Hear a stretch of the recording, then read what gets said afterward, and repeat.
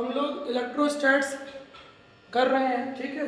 इसके पहले मैंने आपको क्या पढ़ाया, बेसिक कैरेक्टरिस्टिक्स ऑफ चार्जेस, ठीक है।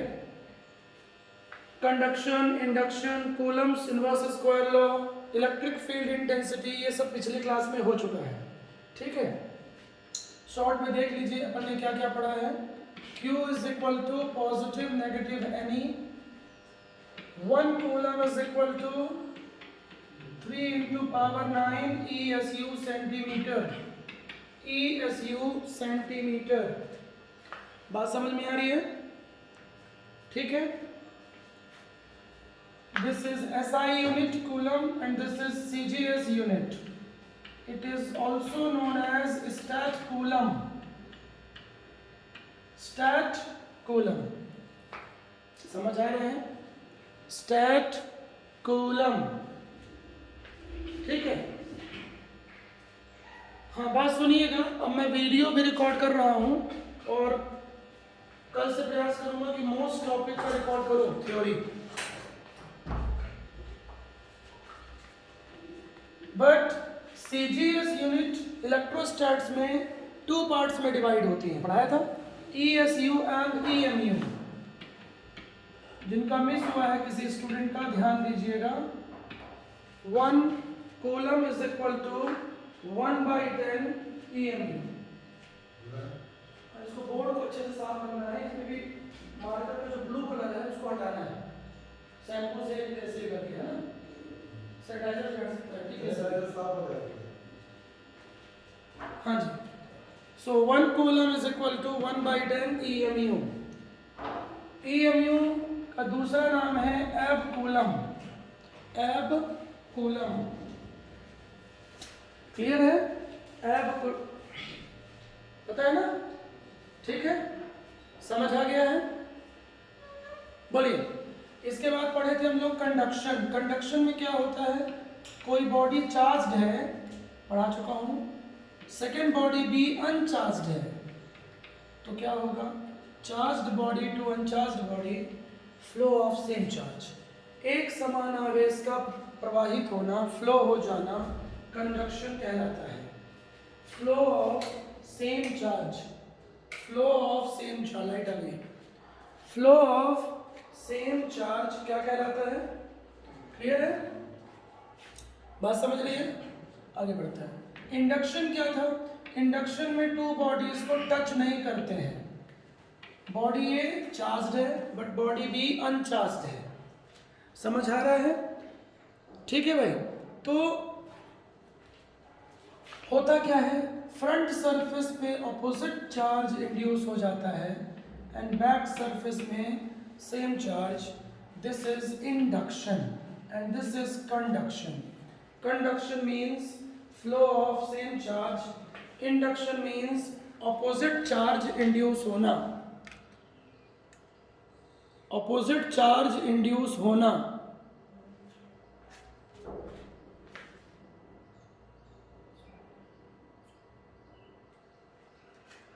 हाँ जी। सो ये मैंने थोड़ा सा बेसिक अभी रिपीट किया है जो अपन लास्ट क्लासेस में पढ़ चुके हैं, ठीक है।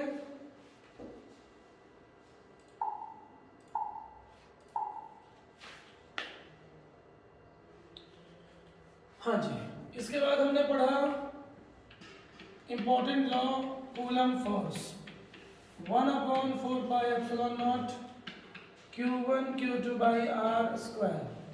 ये मैं आपको शॉर्ट में रिवाइज करा रहा हूँ, बाकी अब इसको हम पढ़ चुके हैं डिटेल में, ठीक है। Electric field intensity, basic formula क्या है, force experienced by unit positive charge, ठीक है। Force experienced by unit positive charge, E is equal to F by Q। E is equal to F by Q, ठीक है। समझ आ रहा है?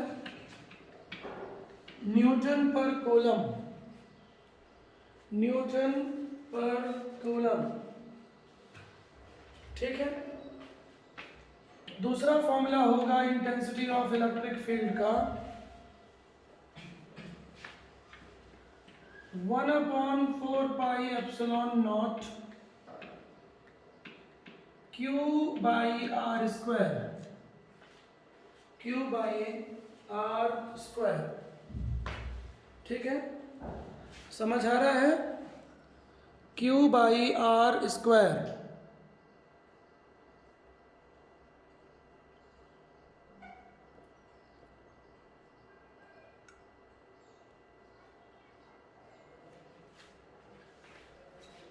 हाँ जी, ठीक है,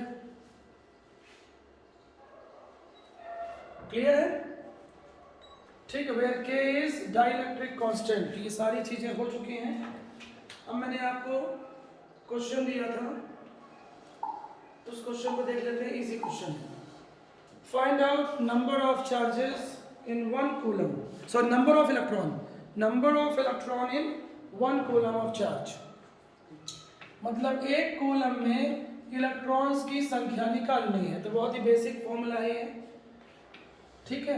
in the whole physics single formula of charge, ठीक है ना, केवल एक ही फॉर्मूला होता है फिजिक्स में चार्ज का। So n is equal to Q/E। बिल्कुल बोर्ड लेवल का प्रॉब्लम है, कोई लेंथी क्वेश्चन नहीं है ये। इलेक्ट्रॉन 1.6 - 19 कूलम, ठीक है, इसको सॉल्व कर लीजिए। देन 6.25 × पावर 18, बहुत सारे इलेक्ट्रॉन्स होते हैं, ये आपको याद होना चाहिए। ई माइनस मत लिखिए क्योंकि ये नंबर है। नंबर ऑफ इलेक्ट्रॉन्स मतलब एक कूलम में बहुत सारे इलेक्ट्रॉन होते हैं। 6.25 × 10⁻18, ठीक है, बहुत बड़ी वैल्यू है ये। क्लियर है? आगे बढ़ते हैं।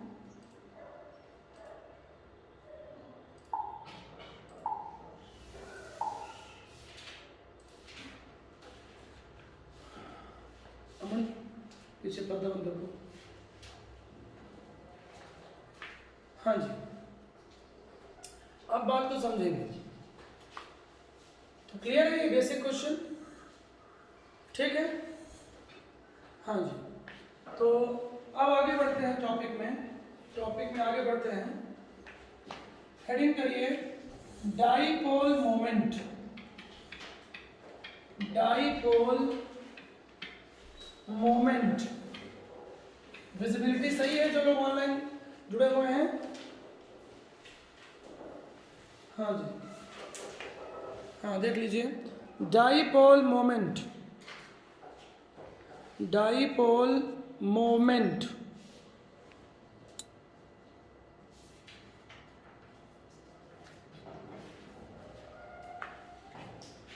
केमिस्ट्री में भी होता है ये, फिजिक्स में इसका सिंबल होता है P, और केमिस्ट्री में होता है म्यू। केमिकल बॉन्डिंग चैप्टर में केमिस्ट्री में 11th में पढ़ाया गया है, ठीक है। अब समझिएगा, डेफिनेशन लिखा के मैं टाइम खराब नहीं करूंगा, समझ लीजिएगा। डाइपोल मीन्स केमिस्ट्री में होता है, जैसे हम लोग पढ़ते रहते हैं HCl केमिस्ट्री में। आप सभी को पता है hydrogen is electropositive atom and halogen is electronegative. So HCl is polar molecule. HCl is polar molecule, ठीक है। इसी को बोला जाता है डाइपोलर मॉलिक्यूल, डाइपोलर या पोलर, ठीक है। बात समझ में आ रही है? केमिस्ट्री में इसी को बोलते हैं पोलैरिटी, और बॉन्ड को बोला जाता है polar covalent bond, polar covalent bond. समझ आ रहा है? पोलर कोवैलेंट बॉन्ड, ठीक है। अब बात समझिएगा, तो पोलैरिटी क्लियर है, पोलर मॉलिक्यूल समझ में आ गया, एक एंड पॉजिटिव हो, दूसरा एंड नेगेटिव हो, ठीक है। इस कैरेक्टर को क्या बोला जाता है? पोलैरिटी या पोलर मॉलिक्यूल, पोलर मॉलिक्यूल, ठीक है। समझ रहे हैं?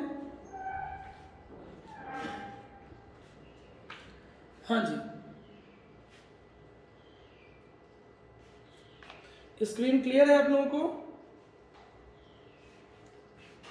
हाँ जी। अब केमिस्ट्री के कंसेप्ट को थोड़ा सा आगे बढ़ा दिया गया। पहले फिगर बना लीजिए।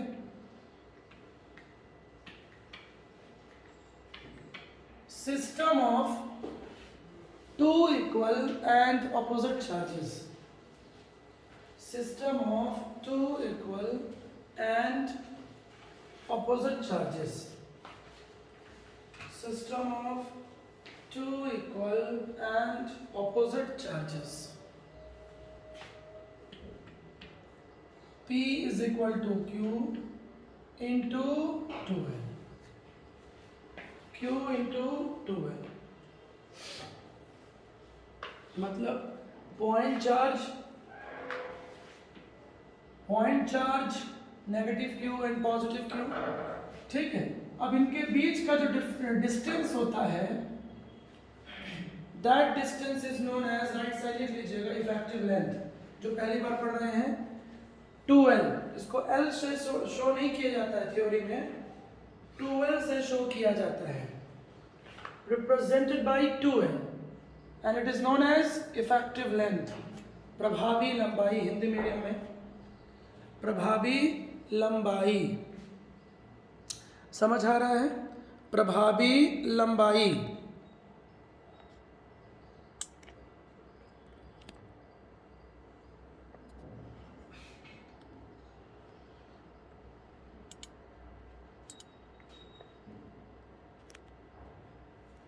ठीक है, क्लियर है? सो 2L इज इफेक्टिव लेंथ, ठीक। एक्चुअली केमिस्ट्री में ये क्या कहलाता है? Bond length. और सभी को पता है कि किसी भी मॉलिक्यूल में 11 केमिस्ट्री में पढ़े हो, 2 एटम्स या 2 आयंस के बीच जो बॉन्ड लेंथ होती है, बॉन्ड डिस्टेंस होती है, वो फिक्स होती है, ठीक है। जैसे carbon single bond carbon, bond length पढ़े हो 11th में 1.54 एंगस्ट्रॉम, फिक्स होती है। जिनको नहीं पता है कंसेप्ट इंप्रूव करते जाइएगा। अब पढ़ना शुरू कर दीजिए। कल से थोड़ा क्लासेस भी आप लोगों की बढ़ेंगी, मंडे टू फ्राइडे आप लोगों की क्लासेस आधे घंटे बढ़ेंगी, ऑल सब्जेक्ट्स, क्योंकि सैटरडे संडे थोड़ा क्लास अभी कम हो पाएगी ना कुछ दिन तक, ठीक है भाई।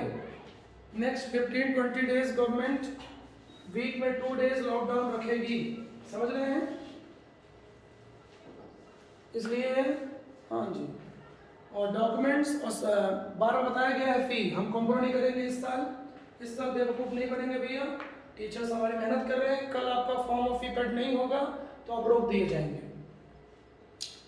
ठीक है। हम ऑफलाइन ऑनलाइन सब मेहनत कर रहे हैं, सब पढ़ा रहे हैं टीचर्स, बेवकूफ़ नहीं बनेंगे। नहीं जनता है आपको कहीं और पढ़ लीजिए, कोई इशू नहीं है उसमें भैया। हम इतना ऑप्शन रख दिए, आपको आपकी हेल्प पूरी कर रहे हैं ना, उसके बाद आप सोचते हो कि हम 1 रुपये पे ना करें, ये मूर्ख बनते जाएं, तो नहीं बनेंगे भैया। हमारे टीचर्स का पेट मारा जाता है, हमको उनको भी देखना है ना, बेचारे वो आके पढ़ा रहे हैं, एक्स्ट्रा क्लास देने को तैयार हैं, ठीक है। आज मॉर्निंग भी आशीष सर आ रहे थे, लेकिन वो रास्ते में उनको पुलिस ने रोक दिए, भीड़ लगी थी ना, तो वहाँ पे घर उसका पटेल लगा तरफ है, तो वो आ गया, फिर मुझे फ़ोन किया, बोले क्या करूँ, लौट जा भाई, क्या ऐसा ना हो रोकते। अरे पुलिस वालों के मूड के ऊपर रहता है ना, या फिर ये बोलो कि मैं जा रहा हूँ हॉस्पिटल, नहीं समझे, अभी सब वो उतना नहीं है मीठा बोलने वाला, आशीष स्ट्रेट फॉरवर्ड है। हॉस्पिटल बोलोगे तो नहीं रोकेंगे, नहीं समझे, पर वही है कि फिर आने में दिक्कत करते हैं। वैसे आना जाना चल रहा है, बट कुछ समझ में नहीं आ रहा है कि क्या लॉकडाउन है, क्या रूल्स हैं, क्या रेगुलेशंस हैं, कुछ पता ही नहीं है। बहुत लोग तो घूम रहे हैं, हाँ बहुत लोग तो घूम रहे। कल मेरे स्टूडेंट ही मिलने आए थे मेरे से, रात में आए थे, IPL का मैच देखने आए थे लाइव, बोले लगाइए स्मार्ट क्लास में, देखा ना 2 घंटे यहाँ बैठे, ठीक है। क्या बोल सकते हैं, क्या रूल रेगुलेशन है। पुराने स्टूडेंट हैं, बोले आज ये कुछ नहीं है सर, तो क्या करें अब। इसलिए भैया फीस आप लोगों की कम कर दी गई है, सारे ऑप्शंस आप लोगों को दिए गए हैं। लास्ट ईयर हमने बहुत कम फीस ली आपसे, है ना, 5-10 लोगों की फीस आई खाली 5-7 हज़ार रुपये।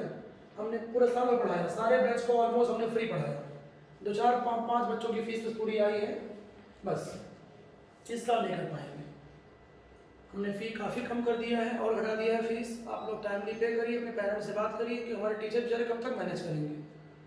से सारा सिस्टम है, वर्कर्स हैं, उनकी सैलरी देनी रहती है, बिजली बिल है, वाईफाई। हमको तो कोई अगर पैसे ढील थोड़ी दे रहा है भैया, हम तो एक तरह से मानवता के नाते हेल्प कर रहे हैं स्टूडेंट की। हम तो करंट पे ही कर रहे हैं, स्कूल करंट पे कर रहे हैं, 1,60,000 रुपये भोग रहे हैं वहाँ भी। चलिए, तो ज़्यादा बर्बादी तो टीचर्स की हो रही है, देख ही रहे हो, प्राइवेट टीचर्स बेचारे बेरोजगार होते जा रहे हैं। स्कूल जितनी स्कूलें इंडिया में हैं सब टीचर्स को कम करती जा रही हैं। कहीं ना कहीं तो बिल्कुल बहुत दुखद स्थिति है ना। जिस स्कूल में 100 टीचर्स थे, आज वहाँ कितने बचे? 20-30। तो बेचारे 70 तो बेरोजगार हो गए ना, वो कहाँ जॉब ढूंढेंगे? उन्हें कौन जॉब देगा? पता है आपको, कोई जॉब नहीं देगा। ऐसी हालत इसमें है कि कोई स्कूल जो है ना टीचर्स को जॉब नहीं देना चाहती है। हमारे यहाँ बहुत सारे रेज्यूम आते हैं, कॉल आते हैं अदर स्कूल के टीचर्स, हम मना कर देते हैं।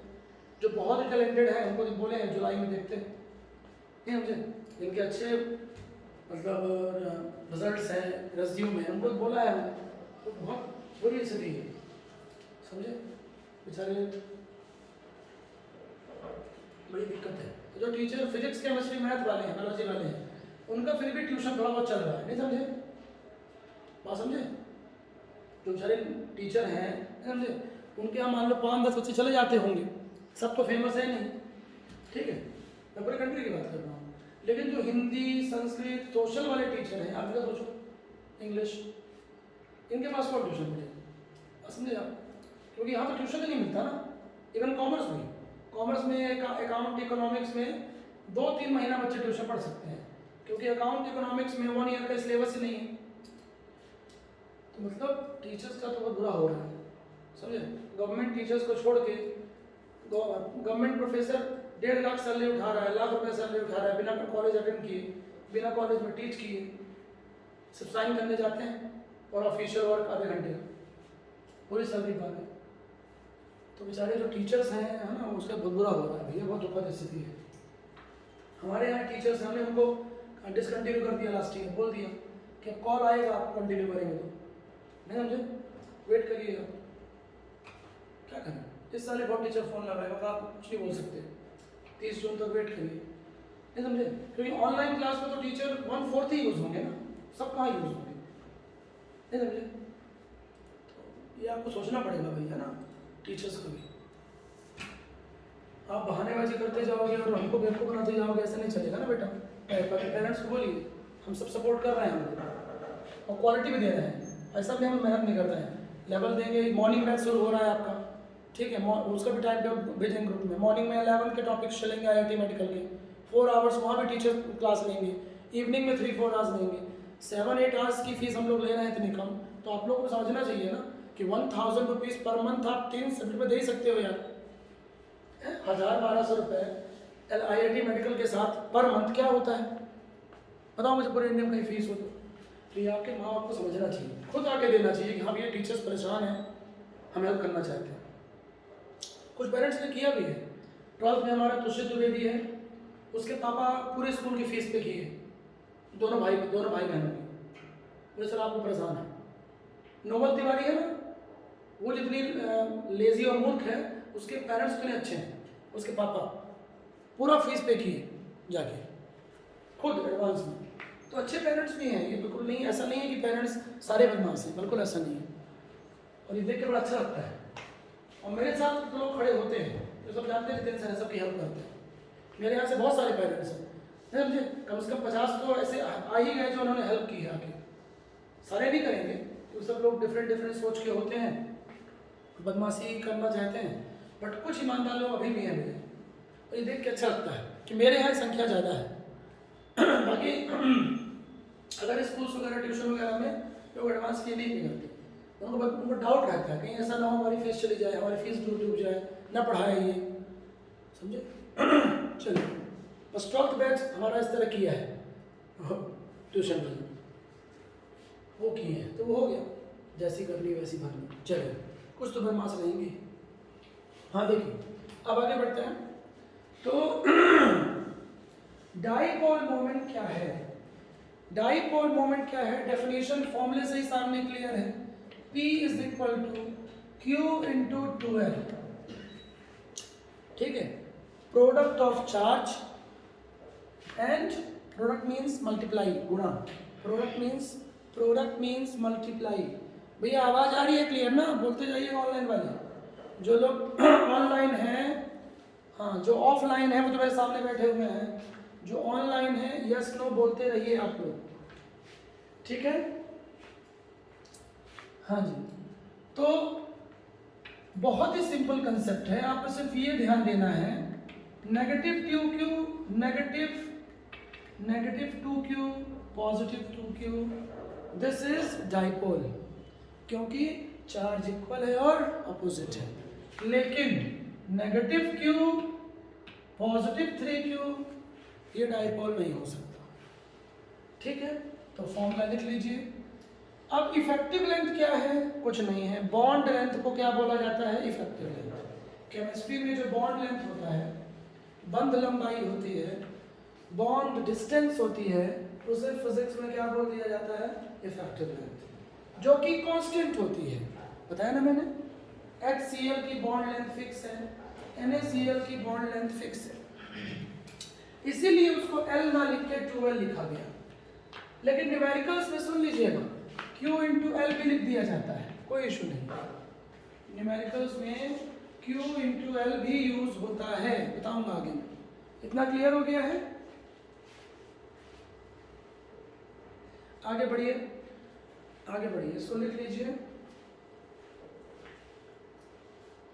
हाँ जी, अब लिखेंगे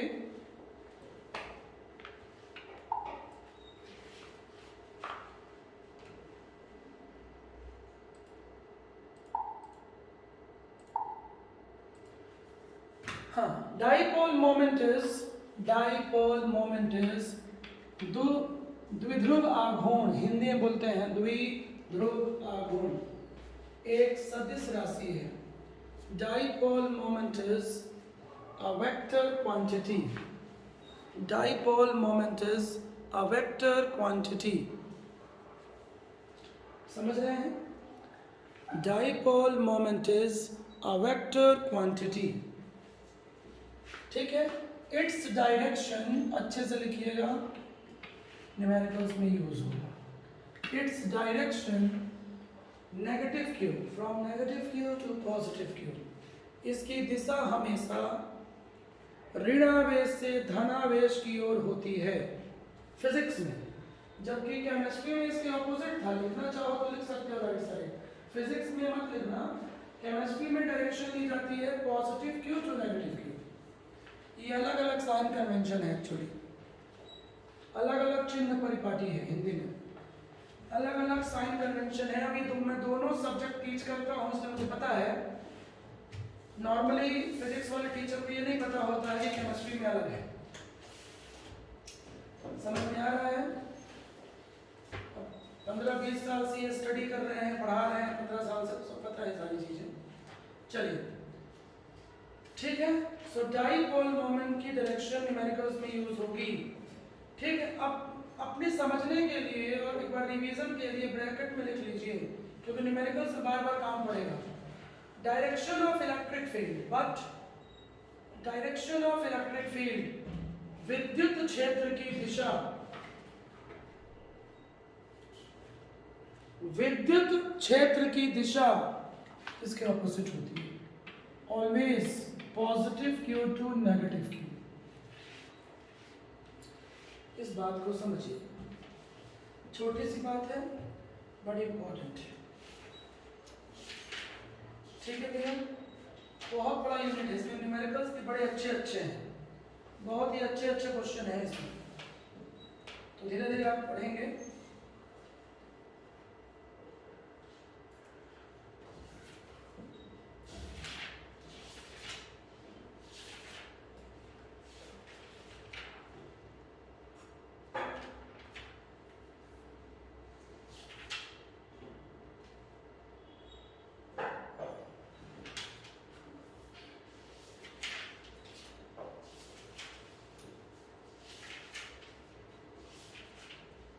हाँ जी, हो गया। और पिछली क्लास से पढ़ाया था इलेक्ट्रिक लाइंस ऑफ फोर्सेस, याद है ना? इमेजिनरी कर्व होती है ये, line of forces imaginary curve, पता है ना? The tangent to which at a point gives the direction of electric field, पता है ना? ये विद्युत क्षेत्र एकांक धनावेश का काल्पनिक पाथ होता है जिस पर खींचा गया स्पर्शजा, स्पर्शजा मतलब हिंदी में टेंजेंट। मैं हिंदी मीडियम वालों को भी बोलता रहता हूँ, कोई ऐसे स्टूडेंट हो जिनका हिंदी मीडियम है और जिनको समझने में दिक्कत जाती है, तो मुझे पता रहता है कहाँ पे लैंग्वेज हार्ड है, वहीं शुद्ध हिंदी बोलते हैं। तो एकांक धनावेश का काल्पनिक कर्व, काल्पनिक मार्ग जिस पर खींचा गया टेंजेंट स्पर्शजा विद्युत क्षेत्र की दिशा को प्रदर्शित करता है, ठीक है? इलेक्ट्रिक फील्ड लाइंस कहलाती हैं, विद्युत बलरेखाएं कहलाती हैं, बता चुका हूँ। सबसे खास बात क्या थी इसकी? टू लाइंस कभी इंटरसेक्ट नहीं करती हैं, पढ़ा चुका हूँ। रिवीजन नहीं किए होगे और समझ के टाइम नहीं दिए होगे तो ये भी आपसे नहीं बनेगा। अभी मैं क्वेश्चंस नहीं पूछूंगा, आगे बढ़ते हैं, ठीक है? इसके बाद पढ़ाया था यदि लाइंस पैरेलल हैं और उनके बीच का डिस्टेंस इक्वल है, ठीक है, equidistant and parallel, then the field is known as uniform electric field. हो चुका है ये। एक पॉइंट लिखाना भूल गया हूं शायद पिछली क्लास में, लिख लीजिएगा। Electric lines of forces are open curve, ये ओपन कर्व होती है, जबकि हम आगे पढ़ेंगे फ्यूचर में magnetic lines of forces are closed curve. तो अभी सिर्फ आप इलेक्ट्रिक की बात करिए। विद्युत बल रेखाएं खुला वक्र बनाती हैं, खुला वक्र बनाती हैं। Electric lines of forces open curve बनाती हैं, ओपन कर्व, समझ रहे हैं?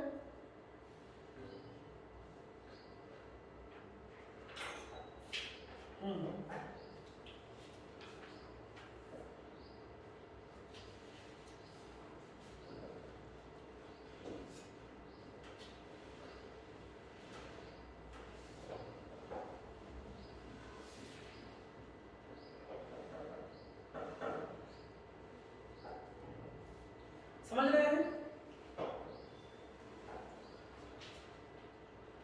हाँ जी।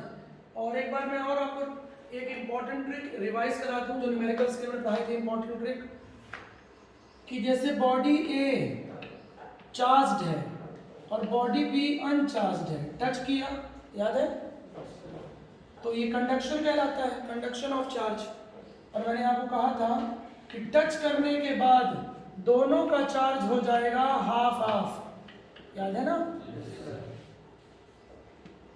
थ्योरी अलग चीज है, थ्योरी तो बहुत इजी है, लेकिन न्यूमेरिकल में जो ट्रिक्स होते हैं मैंने आपको लिखाया है, न्यूमेरिकल ट्रिक्स, उसको थंब रूल भी आप बोल सकते हो, ये बहुत इंपॉर्टेंट होते हैं। फिजिक्स में और ऑर्गेनिक केमिस्ट्री में ये ट्रिक्स आपको बनानी पड़ेगी, नहीं जो क्वालिटी क्वेश्चन होते हैं वो आप कर ही नहीं पाओगे।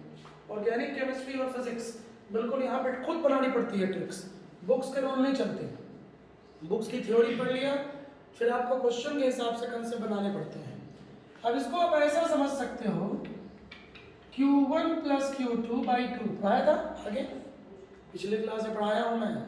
Q1 plus Q2 by 2 conduction में आप सीधा सीधा ऐसा पढ़ लो, ठीक है? अब बॉडी ए में चार्ज कितना था? Q था। बॉडी बी तो अनचार्ज थी, 0, तो Q प्लस 0 बाई 2 मतलब Q बाई 2। ऐसा भी आप इसको पढ़ सकते हो, क्योंकि कंसेप्ट एक्चुअली यही है। तो कंडक्शन के बाद चार्ज कितना हो जाता है शेयर, मतलब कितना चार्ज बचता है दोनों बॉडीज में? Q1 plus Q2 by 2। अब मैं इसमें आपको 3 कंडीशन पढ़ाया था, मैं तीनों यहाँ रिवाइज नहीं करूँगा, ठीक है? पढ़ा चुका हूँ, लेकिन मैं आपको बार बार चीज़ें क्यों याद दिला रहा हूँ, जिससे टॉपिक आपका स्ट्रॉन्ग होते चले इस साल, क्योंकि हमारे पास टाइम इस साल है। जल्दी सेशन स्टार्ट किया है, आगे बढ़ो। हो गया? क्लियर बात है ये? हाँ जी। तो ये हो गया क्या?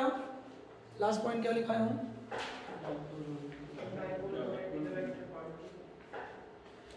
हाँ जी, इलेक्ट्रिक फील्ड क्लियर है। इलेक्ट्रिक फील्ड की डायरेक्शन हमेशा होती है positive Q to negative Q, और डाइपोल मोमेंट की डायरेक्शन होती है negative Q to positive Q.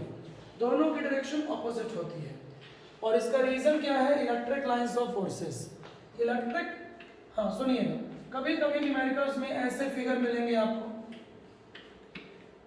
2 parallel plates कर देगा, लिख लो क्वेश्चन, सीधे क्वेश्चन करा देते हैं। ये प्लेट्स हैं,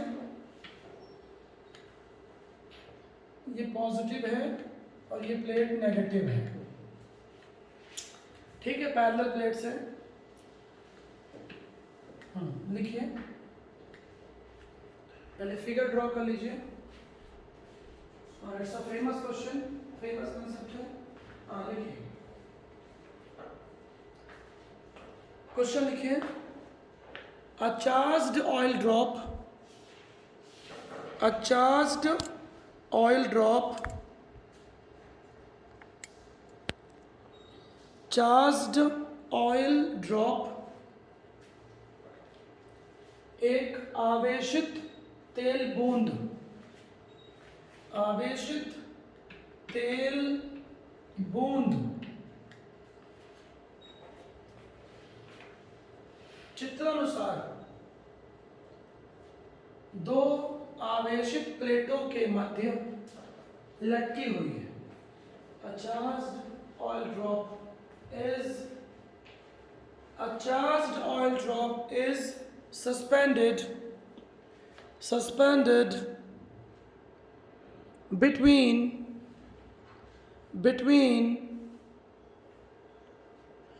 2 parallel charged plates, 2 parallel charged plates।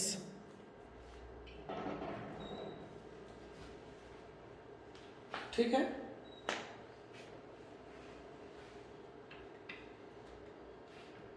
separation between the plates is D।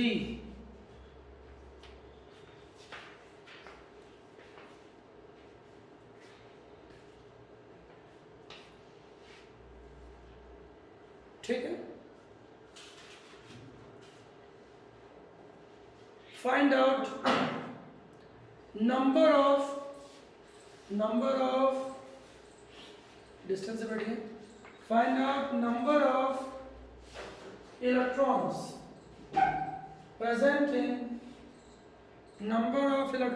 Present in charged oil drop. तब आवेशित तेल बूंद में इलेक्ट्रॉनों की संख्या क्या होगी? और मास नहीं गिवन है तो मास m है, ठीक है। इलेक्ट्रिक फील्ड कैपिटल E लिख लीजिए, अंडरस्टूड है, इलेक्ट्रिक फील्ड कैपिटल E, ठीक है। तो दोबारा लिंक आएगी, तब तक आप एक क्वेश्चन करिए 5 मिनट्स, मुझे फ़ोन भी चार्ज करना है। चलिए।